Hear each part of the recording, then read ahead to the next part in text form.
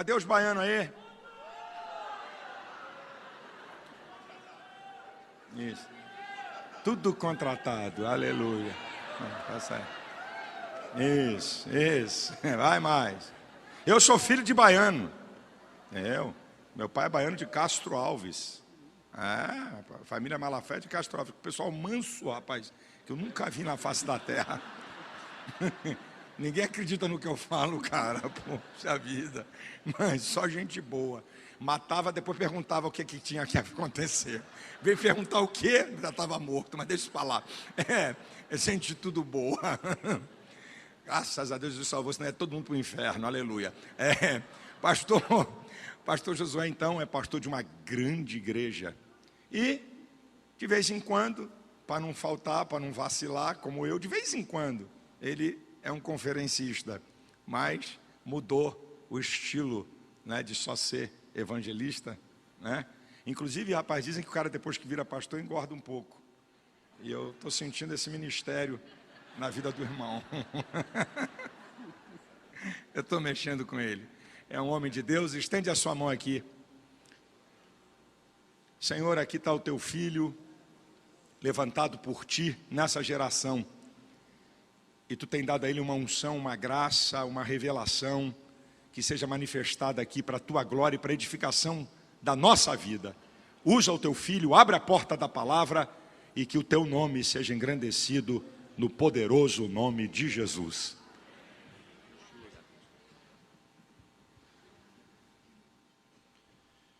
Louvado seja o nome do nosso Deus para todo sempre. Queridos, a graça e a paz do Senhor Jesus seja com todos. Alegria imensa temos de estarmos na presença de Deus, juntos, adorando-o na beleza da sua santidade e engrandecendo-o, porque Ele é Deus acima de tudo e acima de todos. Quero agradecer a Deus a alegria de estar aqui nesta manhã, neste congresso, 16ª edição do Fogo para o Brasil. Agradecer a Deus por tudo que Ele já tem falado conosco, ministrando ao nosso coração, chacoalhando a nossa alma, fazendo-se manifestar por meio da revelação da sua palavra, no intuito de mudar a nossa vida, a nossa mentalidade, a nossa história e os nossos resultados. Estou feliz, agradeço a Deus, agradeço ao pastor Silas Malafaia, esse ministério, e a oportunidade de estarmos aqui outra vez, compartilhando da graça de Deus. Como disse o pastor Silas, eu moro em Feira de Santana, na Bahia, e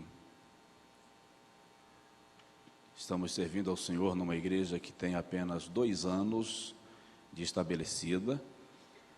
O pastor Jabes esteve lá agora no mês de maio, o pastor Elisete esteve numa conferência de mulheres no mês de junho. Quero agradecer aqui, o pastor Silas ter nos concedido isso, o pastor Jabes ter nos atendido, os cantores que estiveram conosco, irmã Eixla, os demais irmãos que fazem parte também desse ministério, nossa gratidão. Estamos vivendo uma fase de grandes desafios, de grandes embates, mas Deus tem sido muito gracioso com a gente. Vocês sabem, por meio da mídia, que o Nordeste está vivendo a pior seca dos últimos 40 anos. Tá? E há 60 dias atrás nós lançamos uma campanha, Amor Sem Fronteiras, de arrecadação de alimento e água, para enviar para as regiões mais assoladas pela seca no estado. E a nossa equipe chega e atende primeiro os pastores e missionários de todas as denominações, por conseguinte, os membros da igreja onde eles servem ao Senhor, e inevitavelmente a notícia corre e os necessitados fazem fila. E até semana passada nós já havíamos distribuído mais de 12 toneladas de alimento e mais de 12 mil litros de água mineral. Nós temos imagens de uma criança, filho de um pastor, com o galão de 20 litros de água mineral já vazio, virando na boca para não perder a última gota. E estamos fazendo esse trabalho no intuito de fazermos a nossa parte enquanto igreja. E Deus tem nos ajudado nisto. Orem por nós. E indo à Bahia, visite-nos. Porque se você passar na Bahia só por Salvador, no Pelourinho e nas praias do sul, sua viagem ficou incompleta, tá? Vai à Feira de Santana. E se você for à feira e não participar de um culto, sinto lhe dizer que não importa o tamanho do contrato que você assinou, ficou pela metade, tá? Então você é nosso convidado, Deus abençoe. Antes de ler o texto bíblico para a reflexão, deixa eu falar com os irmãos, no stand lá na área de stands, nós temos alguns materiais à vossa disposição, vou falar rapidinho aqui. Tem uma série de mensagens, Destruindo os Gigantes de Sua Vida. A gente fala sobre medo, orgulho, raiz de amargura, ansiedade, tá? Autopiedade. É incrível como o crente tende a ser autopiedoso, é uma loucura. Tá bem, irmão? Estou na prova, estou melhor do que mereço, mas o tom já é o tom de vítima, só a misericórdia. Nós temos aqui uma série, Santificai-vos já, tá? Que é uma série doutrinária. Evidências de Deus em mim, são 6 DVDs com o mesmo tema, uma sequência de mensagens doutrinárias. Essa mensagem aqui, Jesus deu uma boa sacudida em mim primeiro. O nazireado e os insucessos na vida de Sansão. Por que Sansão teve tanto problema, embora fosse um nazireu de Deus? Uma oração pode mudar a sua vida. Outro tema aqui, o valor de uma amizade. É bom dar uma observada nisso, porque nem todo mundo que está perto de você é porque gosta de você, tá? Tem gente que fica perto para ver sua queda com uma ótica melhor. Então vigia, fica atento e cuidado com bajuladores e coisas desse tipo. Eles normalmente não são amigos. Amigo não é aquele que concorda com tudo que você faz, mas nunca te expõe. Tá? O homem que Deus procura. Qual é o perfil do homem que Deus está procurando nesta geração? E aqui é uma série. Homem, a força que transmite segurança. O que a mulher espera de um homem? E o outro, mulher, o encanto de uma presença. O que um homem espera de uma mulher? E o terceiro, que é filhos, herança bendita. Aí que a minha graça te basta, deixe Lázaro morrer, a noiva já está preparada, as 3 perguntas básicas da vida, uma mulher inesquecível. Tem alguns temas para mulheres, camisetas com logotipo. Todo esse material a gente canaliza os recursos para o sustento de missionários. Nós temos 14 frentes missionárias, Cuba, Índia, Moçambique, Filipinas, Paraguai, Nordeste brasileiro. Estamos atuando e querendo fazer alguma coisa para Deus. Amém? Então, quando terminar, no intervalo, lá nos estandes, os irmãos poderão adquirir esse material e estarão semeando em nosso ministério. Dá para dizer amém? Amém. Abra comigo a sua Bíblia, por favor, no Evangelho segundo João, capítulo de número 6.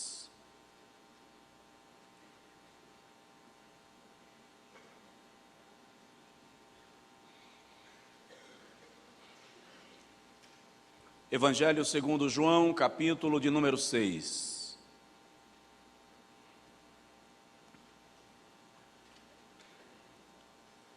Estamos vivendo um tempo muito especial de Deus. Em 16 edições do Congresso Fogo para o Brasil, eu participei das últimas 3 ou 4. Acredito que você, irmão, observou que Deus está falando numa abordagem um pouco diferente das edições anteriores. Ele está tratando com linhas mais íntimas do nosso ser. Eu vi Deus falando aqui muito mais esses dias sobre o que Ele espera de nós enquanto servos e filhos e adoradores, do que nós, enquanto qualquer outra versão que tenhamos imaginado da nossa história. Eu vi Deus nos confrontando, nos desafiando, nos chamando para uma etapa diferente. Eu vi Deus diminuindo o tamanho do auditório em relação aos congressos anteriores. Não foi cabeça do pastor quem decidiu. Deus apontou o dedo e selecionou pessoas para um tratamento especial nesses dias. Para alguns, este congresso está sendo um divisor de águas. Sua vida e seu ministério vai ganhar nova forma, nova cara, novo perfil, com novas evidências. João capítulo de número 6, versículo de número 28, diz assim: disseram-lhe, pois, que faremos para executarmos as obras de Deus? Que faremos para executarmos as obras de Deus? Coloque assim a mão no peito, por favor.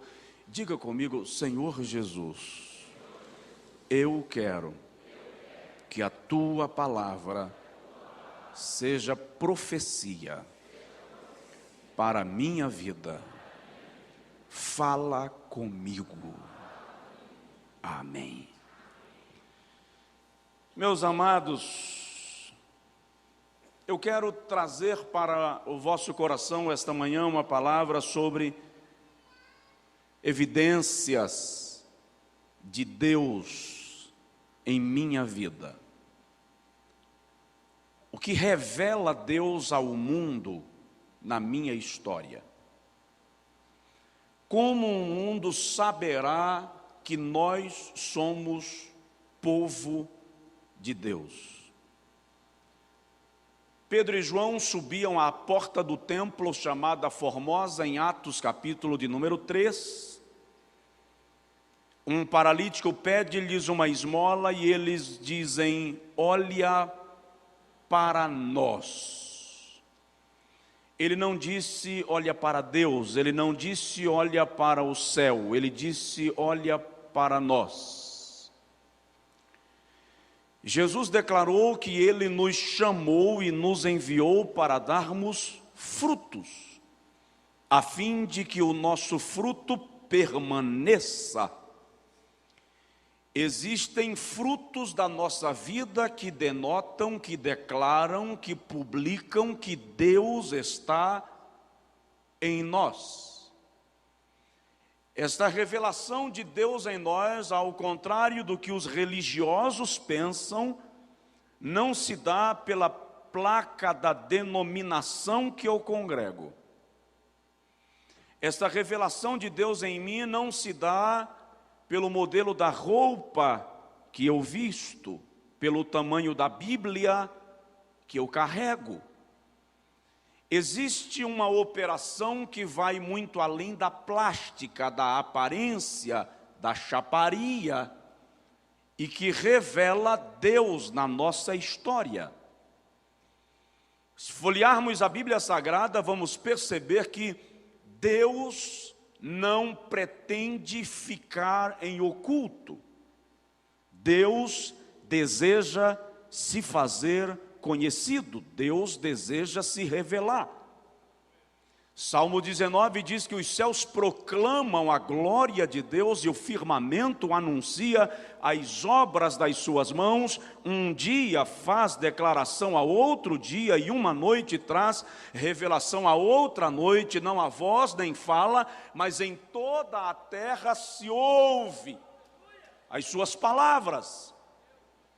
Paulo, escrevendo aos Romanos, no capítulo 1, versículo 19 e 20, diz que tudo que de Deus se pode conhecer está revelado, manifesto, na criação, tanto o seu poder quanto a sua divindade e os seus atributos.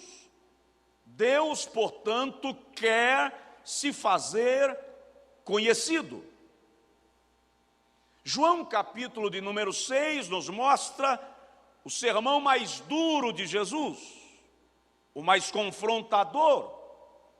Foi um sermão tão forte que, quando ele terminou de pregar, o texto diz que muitos dos seus discípulos já não andavam mais com ele.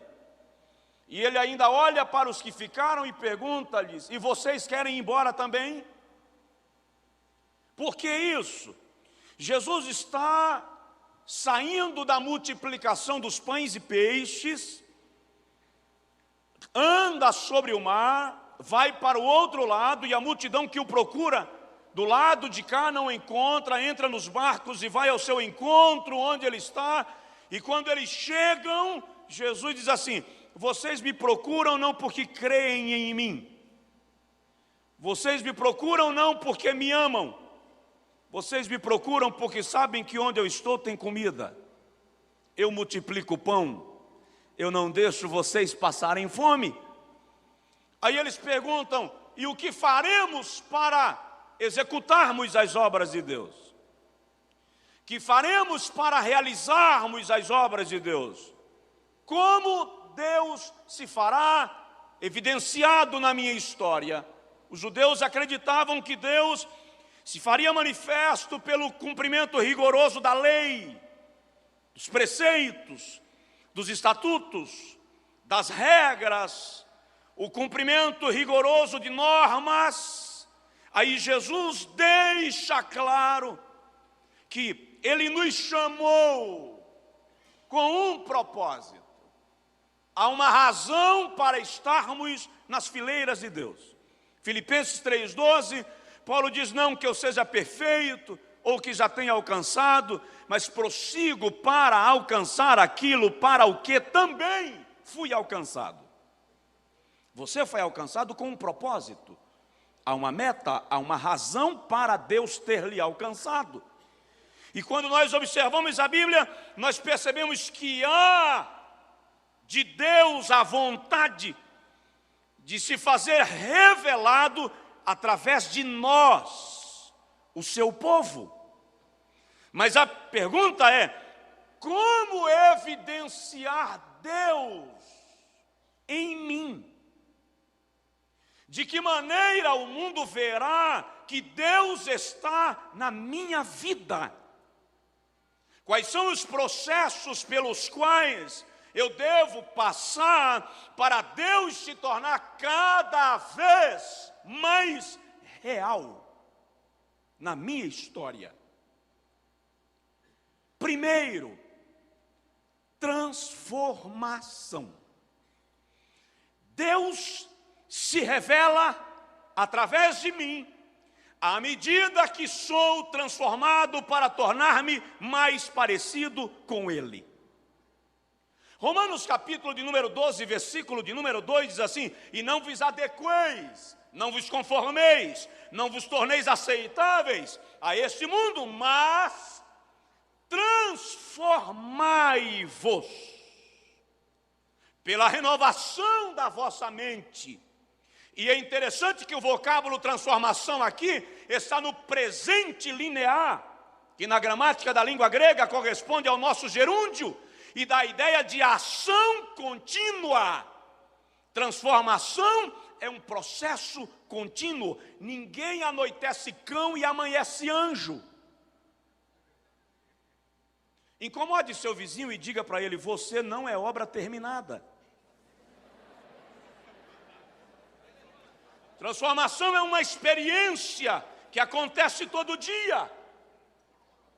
O apóstolo Paulo, escrevendo aos Coríntios, na segunda carta, capítulo de número 3, versículo de número 18, diz assim: mas todos nós, com o rosto descoberto, refletimos como espelho a glória do Senhor e somos transformados de glória em glória, na mesma imagem, como pelo Espírito do Senhor. Salomão, escrevendo Provérbios 4:18, diz que a vereda do justo é como a luz do amanhecer, que vai brilhando mais e mais, até ser dia perfeito. Transformação analise que nós precisamos passar pelo mesmo processo que Pedro passou.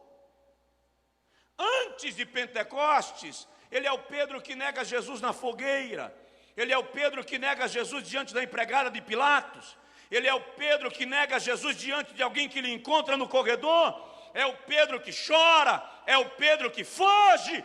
Mas no dia de Pentecostes, o Espírito do Senhor se apoderou dele. E naquele dia Pedro diz: abre a porta do cenáculo. E note que o Pedro que fugiu alguns dias atrás, agora olha para a multidão e diz: este Cristo, a quem vós crucificastes e matastes, Deus o ressuscitou dentre os mortos e o fez Senhor e Mestre. Houve uma mudança em Pedro. Que mudança? Não foi física. Fisicamente era o mesmo Pedro, a transformação foi dentro. A essência de Pedro foi tocada pelo poder do Espírito de Deus que operara em sua vida. Se nós passamos pelo mesmo processo de Pedro, nós entendemos duas verdades extraordinárias. Primeira, Deus não depende do que nós somos para fazer o que Ele quer. Deus não depende do que você é para fazer o que Ele quer fazer. Quando Deus olha para mim e para você, Ele não vê o que nós somos hoje, Ele vê o que nós poderemos ser na sua mão. E é por isso que Ele se utiliza de nós.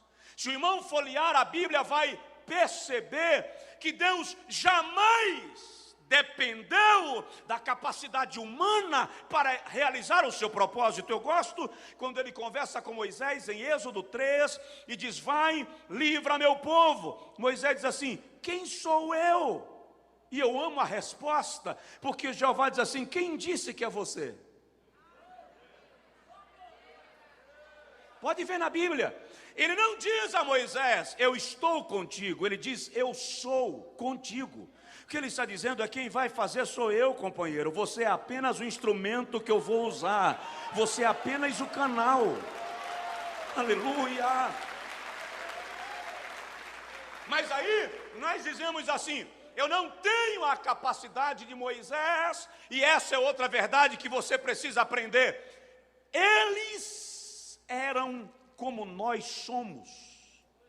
Eles tinham os mesmos problemas, as mesmas dúvidas, os mesmos medos, os mesmos temores, as mesmas indecisões, as mesmas preocupações, mas confiaram unicamente no poder que opera em nós para a glória do nome de Jesus. Pedro era como você, Davi era como você, Paulo era como você, tiveram os mesmos problemas. Corre atrás da biografia deles. Um dia eu preguei sobre eles pecaram, mas andaram com Deus. E um irmão chateado depois do culto chegou para mim e disse: eu não admito que o senhor fique buscando defeitos nos homens santos. Eles não tinham defeitos. Companheiro, olha a história de Abraão, vasculhe a biografia de Davi. Eles fizeram coisas que eu não teria coragem de fazer. No entanto, Deus não depende do que você é para fazer o que Ele quer fazer na sua vida. Provoca aí o vizinho e diz para ele: Deus não depende do que você é. Porque tem hora que a gente é tentado a pensar que somos nós. Tem hora que a gente é tentado a pensar que é a nossa capacidade.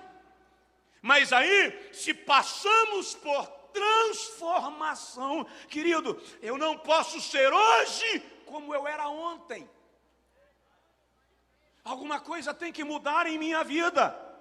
Se você vem para esse congresso, paga passagem aérea, paga hotel, separa uma semana inteira para ouvir pregações, para ouvir palavras, só para um encontro social, lamento, meus pêsames, perdeu a semana. Mas se você vem para mudar de vida, pelo poder da palavra, pela ação do Espírito, ganhou um prêmio, e esse prêmio não tem preço aqui na terra.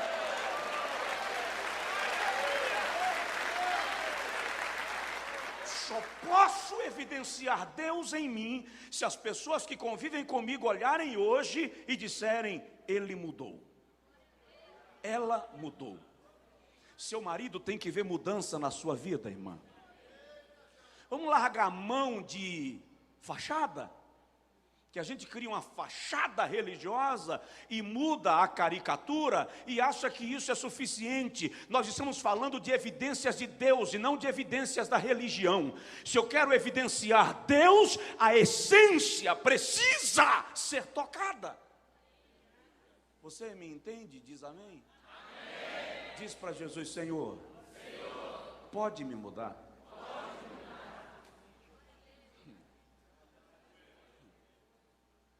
Olha lá que a mudança às vezes dói, tá?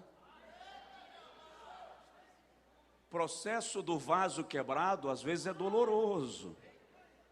Eu morei numa região que se fazia, que tinha muita olaria, e a primeira coisa que o oleiro faz quando vai construir o vaso é separar o barro e colocar de molho. Você já experimentou ficar de molho? Deus fala com a pessoa do teu lado direito, com a pessoa do teu lado esquerdo, mas não toca em você. Você fica torcendo para o pregador daquela noite faltar, para ver se o pastor lembra de você e lhe convida para pregar aquela noite. E o bendito do pregador chega bem na hora marcada. Depois do molho que o oleiro faz, e isso na minha região acontecia, minha mãe ficava chateada, porque o oleiro na nossa região chamava as crianças para pisar no barro. Você sabia que no processo de transformação, às vezes Deus permite pisarem em você? Tem pisões que foi Deus quem autorizou. Tem humilhações que é Deus quem permite. Se barro gemesse, gritaria, mas barro não geme, mas você geme, chora pela madrugada, enterra a cabeça no travesseiro, porque o oleiro está lhe moendo. Depois ele coloca o vaso na forma, Jeremias chama de rodas, e a forma é um processo doloroso, porque a forma vai fazer curva onde você não quer curva.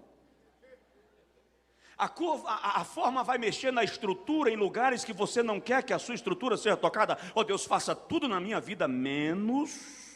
É aí que a forma vai mexer no menos. Transformação. Depois da forma, o oleiro tira o vaso. Terminou? Não, vai para o forno.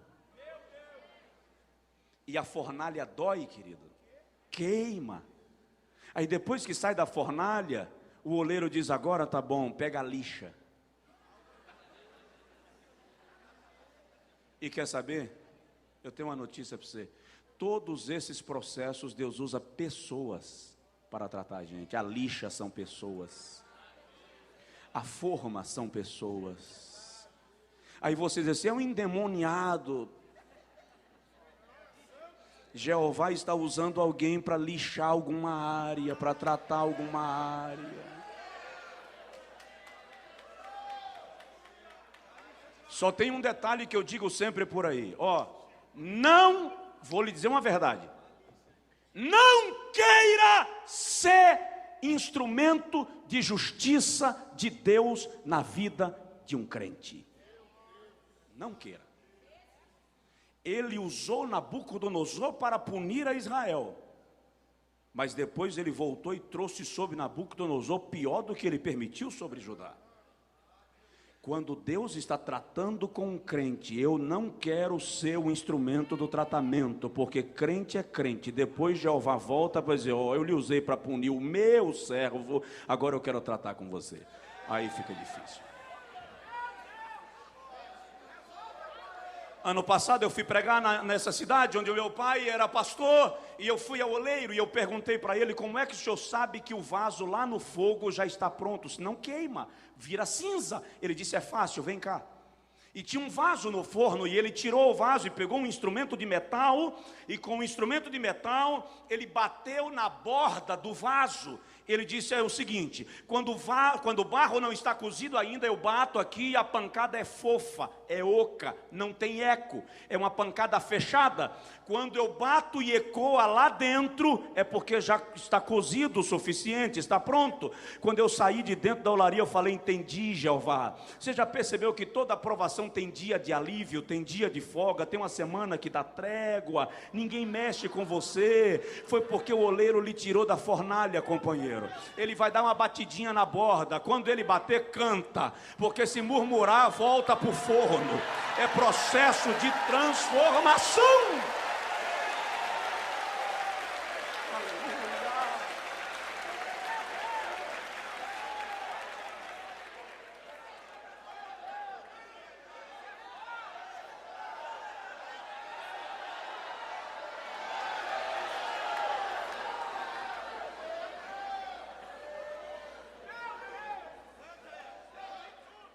Dá um toque no vizinho e diz para ele: quando aliviar, canta.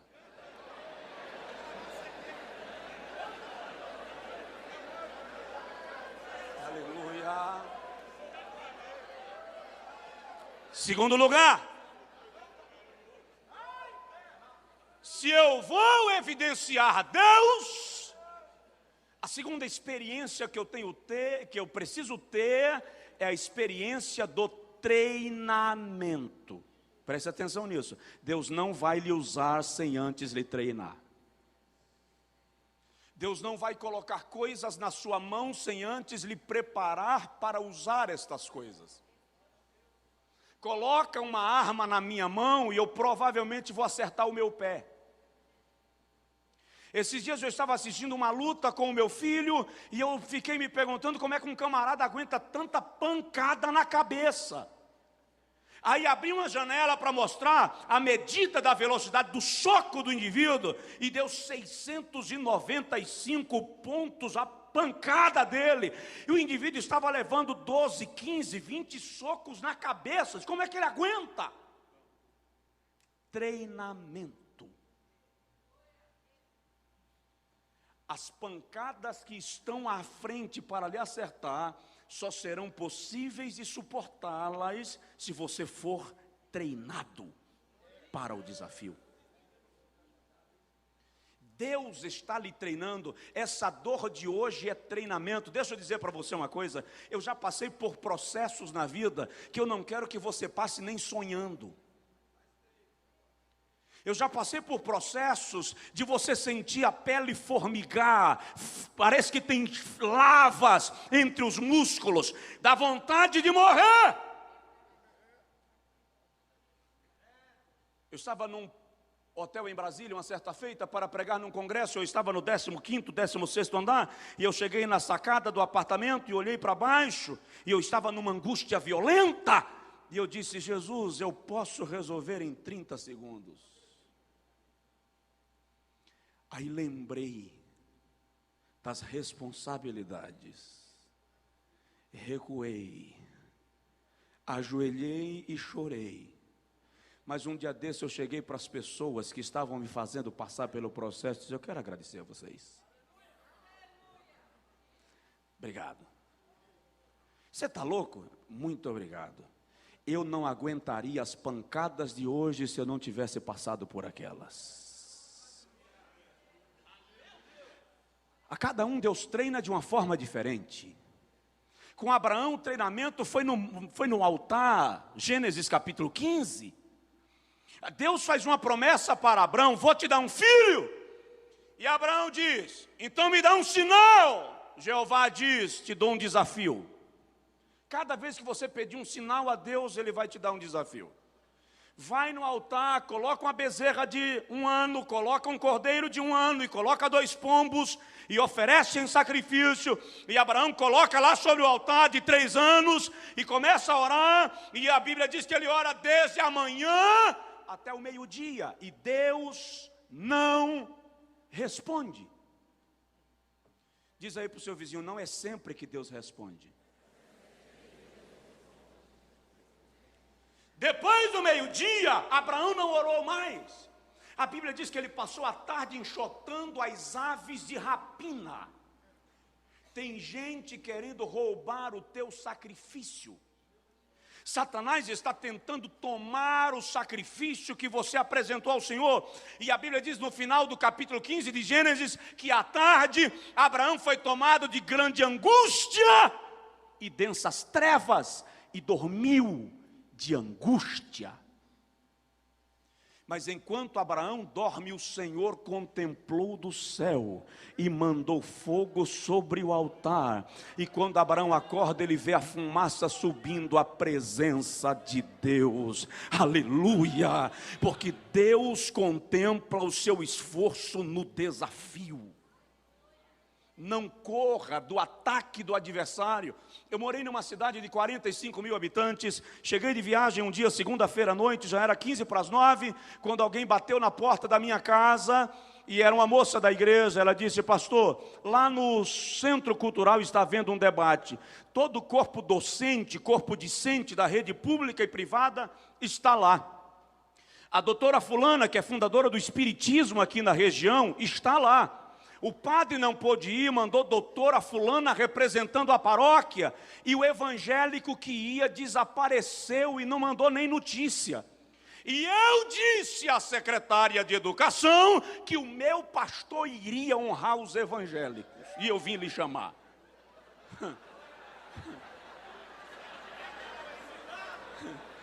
Eu disse para ela: vou não, filha. Oh. Eles receberam um questionário com 28 questões 30 dias antes para estudarem. Eu vou chegar lá hoje, não sei nem qual é a primeira questão. Se eu for para lá, filha, vai ficar feio para mim, para você e para Jesus. Então faz o seguinte, diz a professora que faça o debate dela com quem foi, que seu pastor não vai lá não. Ela encostou no meu sofá assim como se dissesse: eu não acredito, é muita covardia para um pastor só. E eu entrei no meu quarto de oração esperando ela ir embora. Quando eu entrei, eu lembrei, eu era recém-chegado na cidade, e eu tinha feito uma oração há uns 4 meses antes, e eu tinha dito: Deus, eu quero que essa cidade saiba que tu tens um povo aqui. Eu preciso que eles saibam onde é a igreja. Quando eu lembrei da oração, eu disse: Jesus, é a chance que eu pedi. Eu vou. Jesus disse aqui: vá, que eu vou com você. E aí, se Jesus vai na frente, querido, pode ir. Quando eu cheguei na frente do auditório e vi alguns alunos com câmeras filmando, porque valia trabalho depois, a rádio transmitindo, eu encostei na parede e disse: Jesus, vamos fazer um negócio bom para nós dois. Primeiro eles respondem, para eu relembrar o assunto, e eu respondo por último. Quando eu terminei de orar, Jesus disse assim: Josué, vamos fazer um negócio melhor. Primeiro você responde, depois ninguém responde mais nada. Eu disse: está fechado, Jesus. Está fechado.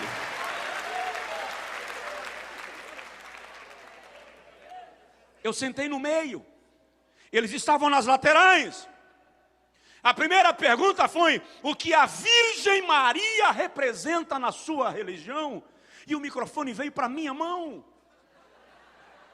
E eu disse para eles: na minha religião a Virgem Maria representa muito, crente, santa, mulher de Deus. Tivesse viva, cantaria no coral de mulheres da igreja, faria parte do louvor.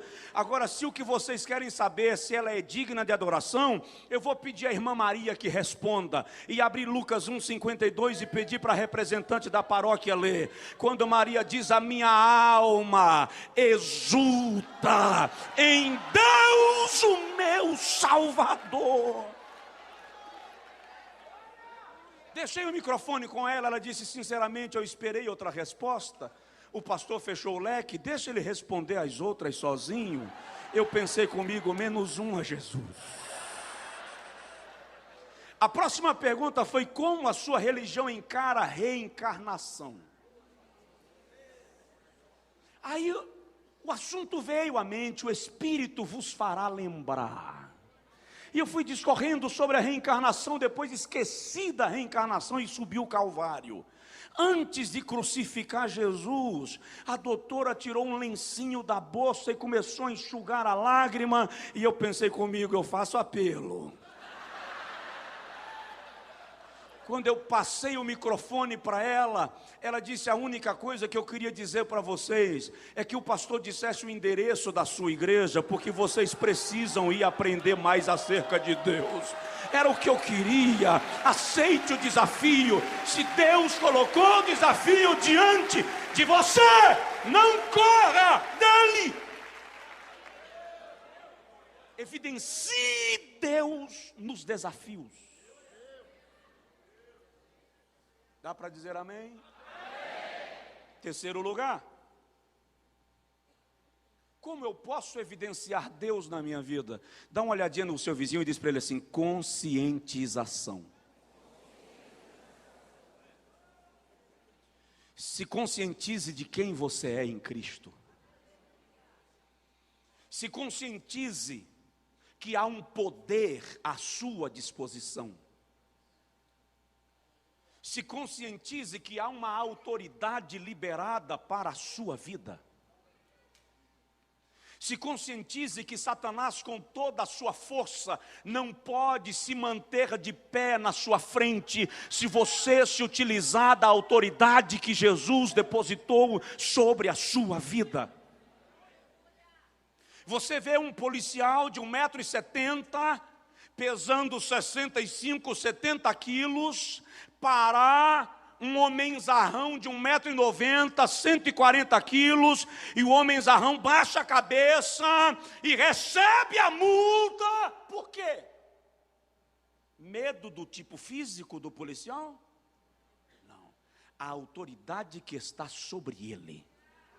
Há uma autoridade sobre a sua vida que Satanás tem que respeitar. É a autoridade do nome de Jesus Cristo de Nazaré. Se conscientize disso. Se conscientize de outra coisa. A igreja brasileira precisa atentar para isso. Presta atenção. Não há um tempo de milagres. Não há um ministério de milagres.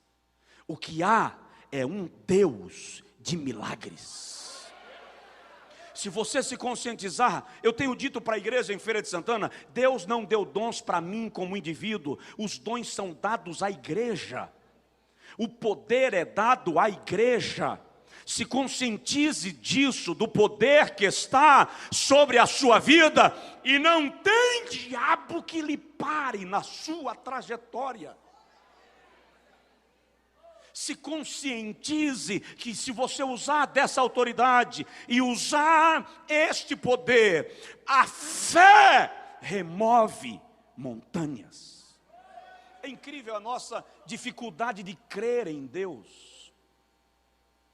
Nós cremos em Deus de uma forma muito superficial. Cremos no Deus da Bíblia, mas não experimentamos o Deus que não é cativo do impresso. É um Deus que é vivo e ativo. Onde está a sua fé? Cremos, mas os duvidosos, incrédulos perto de nós colocam a nossa fé em xeque. De vez em quando alguém olha para mim e diz assim: pastor, isso não vai dar. Se você não crê, cala a boca. Dá licença. Deixa eu dizer uma coisa para você, querido. Deus está levantando um grupo de homens e mulheres para fazer aquilo que ninguém faria. Vocês vão ver nos próximos anos neste país o que Deus vai fazer em cada estado. Deus vai levantar homens e mulheres com uma ousadia e intrepidez, que quem olhar de fora vai dizer: é doido, perdeu o juízo, é herege, é maluco. Vão inventar de tudo para parar esses homens, porque é incrível. Se você quiser que Judas fique calado, não quebre o vaso de alabastro. Quando o perfume aparecer, Judas vai falar.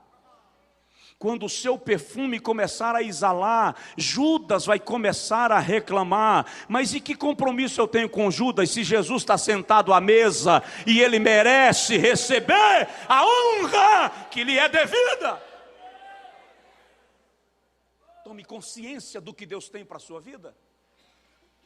Tome consciência dos desafios que Deus está lhe propondo. O que Deus está querendo de mim? Sozinho eu não posso, mas o que eu posso fazer em Cristo Jesus? Qual é a minha meta de vida? Eu lembro que eu resolvi fazer um congresso em Feira de Santana, no estádio que cabe 25 mil pessoas. Reservei tudo sem ir no estádio. Eu não conhecia. E na sexta-feira que antecedeu o congresso, o presidente da Federação de Futebol me ligou e disse: Bahia e Fluminense vão jogar domingo no estádio, você não pode fazer congresso lá. Eu te sinto muito, não posso te liberar, o estádio está agendado e eu pedi com antecedência. E ele me deu uma piada. Ele disse: pastor, nem Bahia e Vitória enchem o Joia da Princesa, mas não dá para me alfinetar assim, porque provoca. E eu disse para ele: você está comparando minha igreja com time de terceira divisão, amigo. Vai lá domingo. Mas quando eu cheguei no estádio sábado à noite, que eu vi aquele mundaréu de arquibancada, eu disse: Jesus, estou dentro d'água. Como é que vai encher esse negócio aqui? 7h30 da noite, tinha umas 4 mil pessoas no estádio, irmão. Para um evento, para um espaço de 25 mil, é fiasco. E eu disse: amanhã eu vou fazer na igreja. Aí um obreiro que estava do meu lado disse assim: não, pastor, aguarda, vamos ver aí. 8 da noite, o rapaz chegou correndo e disse: manda abrir os 5 portões, porque o que tem de gente lá fora até 9 horas da noite não para de entrar. 8h30, o corpo de bombeiro chegou e disse: fecha que não cabe mais ninguém. Domingo seguinte, jogo de futebol, 3 mil pagantes. Eu liguei para o presidente da federação e disse: você tirou onda com a igreja, lá tinha 25 mil pessoas abarrotando aquela coisa, e o teu jogo ontem deu 3 mil pessoas. Aceite os desafios de Deus, se conscientize da proposta de Deus, e deixa Deus lhe usar. Diz aí para o seu vizinho: deixa Deus te usar.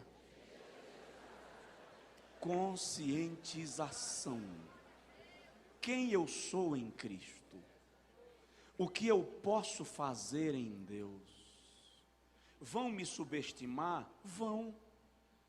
Vão me caluniar? Também. Vão criar armadilhas para mim? Vão. Vão inventar coisas ao teu respeito? Também. Mas para de se concentrar nos escombros, se concentra no muro que você está construindo. Quem presta atenção em entulho não constrói.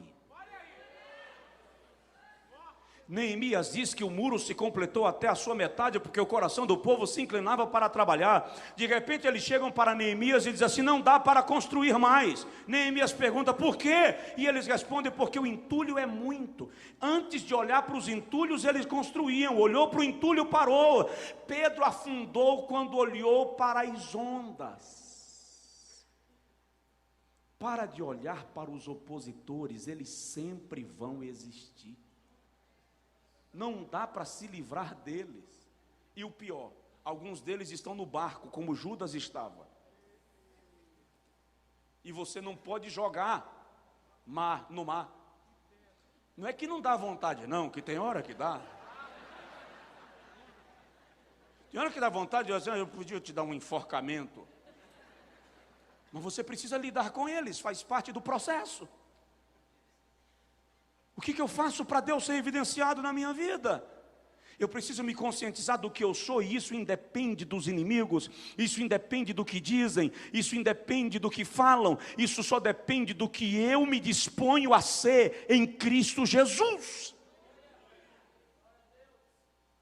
Penúltimo lugar, como evidenciar Deus em mim? Tome atitudes. Se Deus me chamou, Ele me chamou para quê? Deus me fez uma promessa, mas eu vou ficar sentado esperando a promessa cair no meu colo, ou eu preciso fazer a minha parte? A igreja foi chamada com uma meta, querido. A igreja foi chamada para ganhar almas. Ganhar almas é a meta da igreja. Eu creio no poder do Espírito Santo nos nossos dias, eu creio nos dons espirituais, eu sou aquilo que os teólogos chamam de pentecostal. Eu creio na manifestação dos dons, eu creio na revelação, eu creio na profecia, eu creio na variedade de línguas, eu creio na interpretação das línguas. Mas alguém me disse que eu tenho um ranço tradicional. Meu avô era pastor presbiteriano. Meu pai foi pastor batista tradicional. Meu avô morreu sem falar em línguas. Meu pai foi batizado com o Espírito Santo no púlpito de uma igreja batista e educadamente convidado a se tornar assembleiano. A minha mãe foi batizada com o Espírito Santo dormindo. Eu digo para ela, a senhora era tão difícil que Jesus sabia que acordada a senhora não deixava. Ele aproveitou dormindo, batizou, quando acordou não tinha mais jeito. Por que eu estou dizendo isso? Para lhe falar que a prioridade do batismo no Espírito Santo não é falar em línguas. A prioridade do batismo com o Espírito Santo não é revelar, não é profetizar, nem é pregar com eloquência, Atos 1:8, mas recebereis poder ao descer sobre vós o Espírito Santo e ser-me-eis testemunhas. Eis a razão pela qual Deus lhe encheu de poder. Fique de pé, por favor.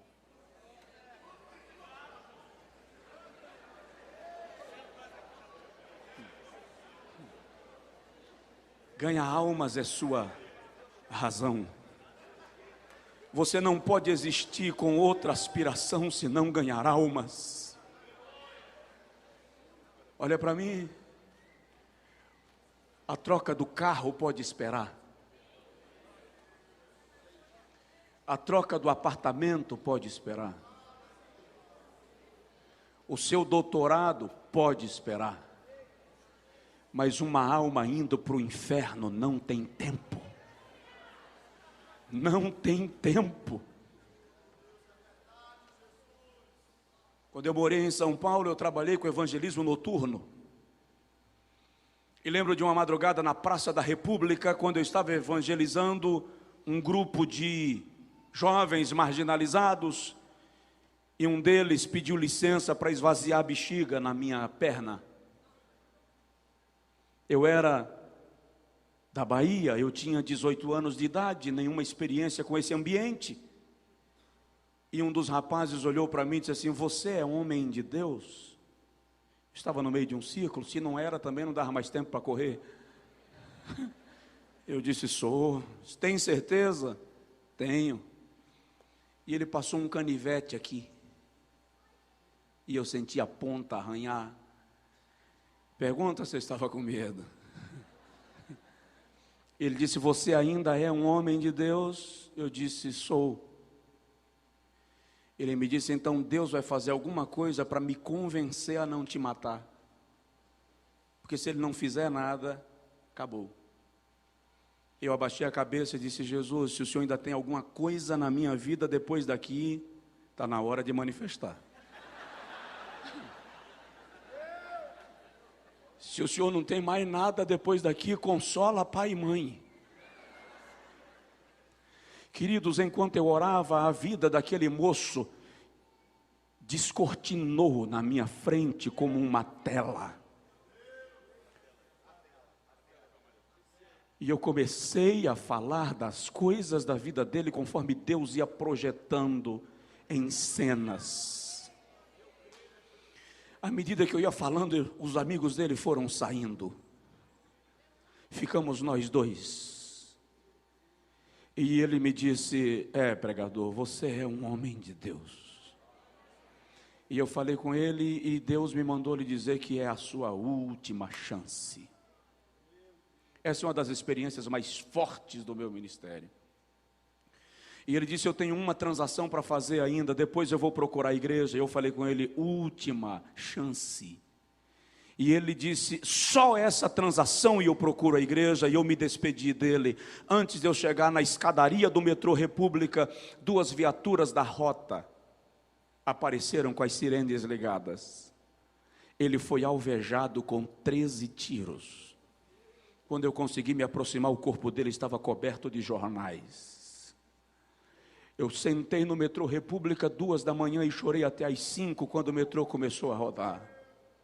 Cheguei em casa aos prantos e eu dizia para mim, eu perdi uma alma, não ganhei para Jesus. E a minha irmã disse, mas você não podia fazer nada.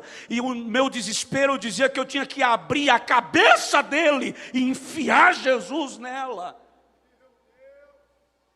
Querido, almas não podem ficar para depois. Volta para a tua cidade disposto a fazer a diferença lá.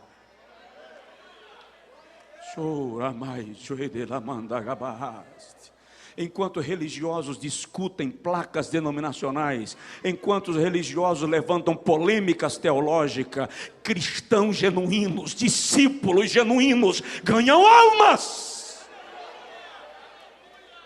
Tome uma atitude, faça alguma coisa. Quero orar contigo agora. O último item que eu iria falar, você só anota aí. Vida de vitória. Uma vida de vitória evidencia Deus em nós.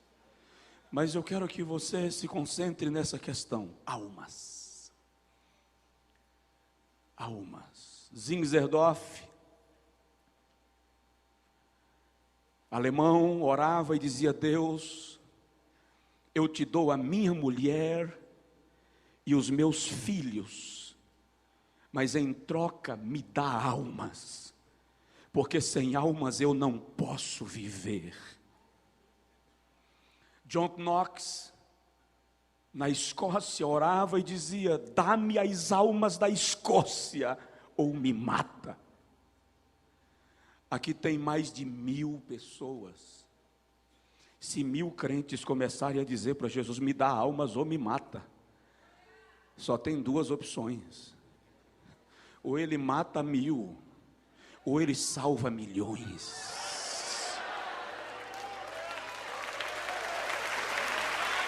Aleluia. Almas tem que ser a sua aspiração, o seu sonho, a sua meta, a sua paixão. Senhor,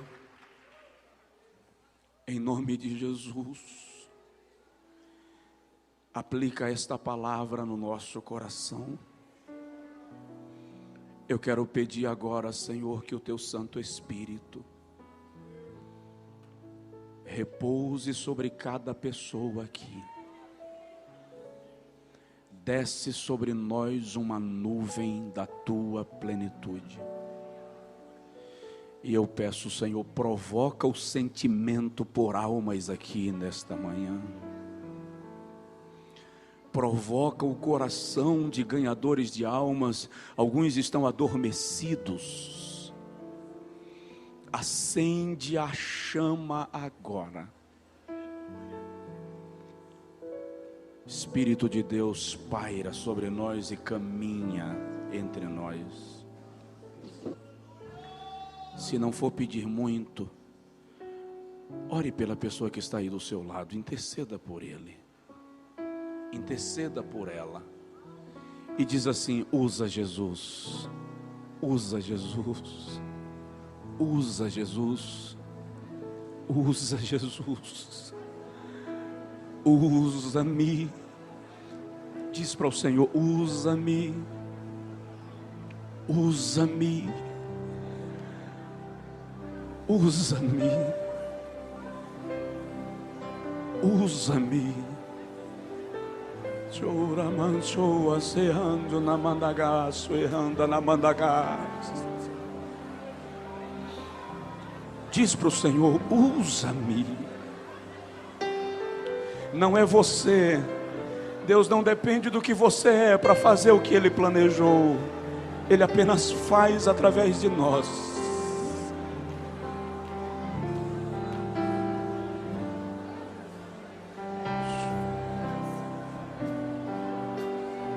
conhece. Lá na sua cidade, Deus vai lhe usar. Quebranta o meu. Talvez nem valorizem os dons que Deus te deu. Transforma-me conforme a tua palavra. E enche-me até que em mim. Se você pode, adore-o. Faça uma oração de entrega, de rendição. Em nome de Jesus.